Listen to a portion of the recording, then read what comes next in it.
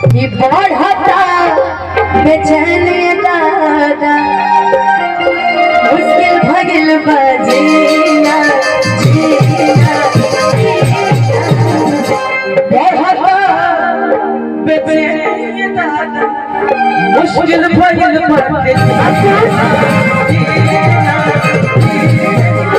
आपको एक बच्चे से मिलवाए अभी देखिए बच्चा कितना चाहता है बोले लो बोल दो ले लो पुदीना आ चाचा करियो ना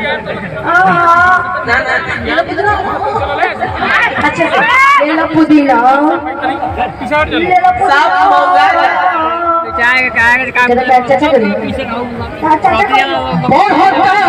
आवाज बढ़ा दे थोड़ी सी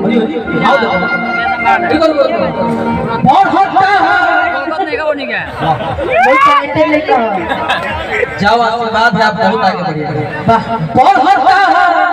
हर पेचे ये कहता मुश्किल भइल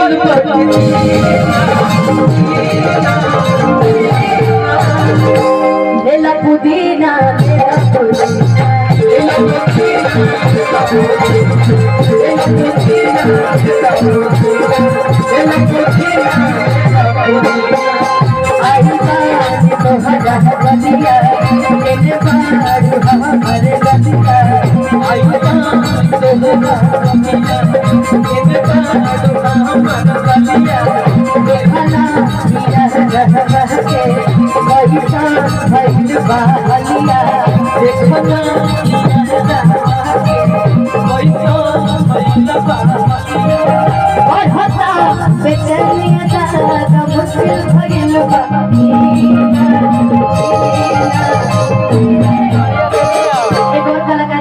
टीली सुनाई। अरे एक बार टीली अब पूरा दिया बगल एक बार हल्की बगल एक भी आ गया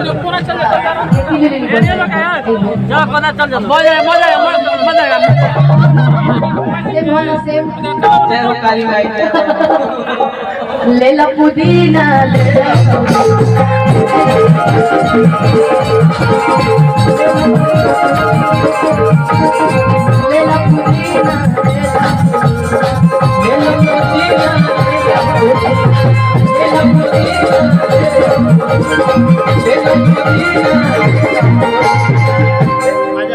ले लो पुदीना के भाव आजकल भोजपुरी में गीत संगीत सुनने के बाद हमारा मिजाज हरियर हो जाता है। सैड सॉन्ग से बोले जा रहे हैं। तो एक बार पवन सिंह के देख हमने गाना गाया था। जब गाते हैं ना तो मैंने गाया था कि मन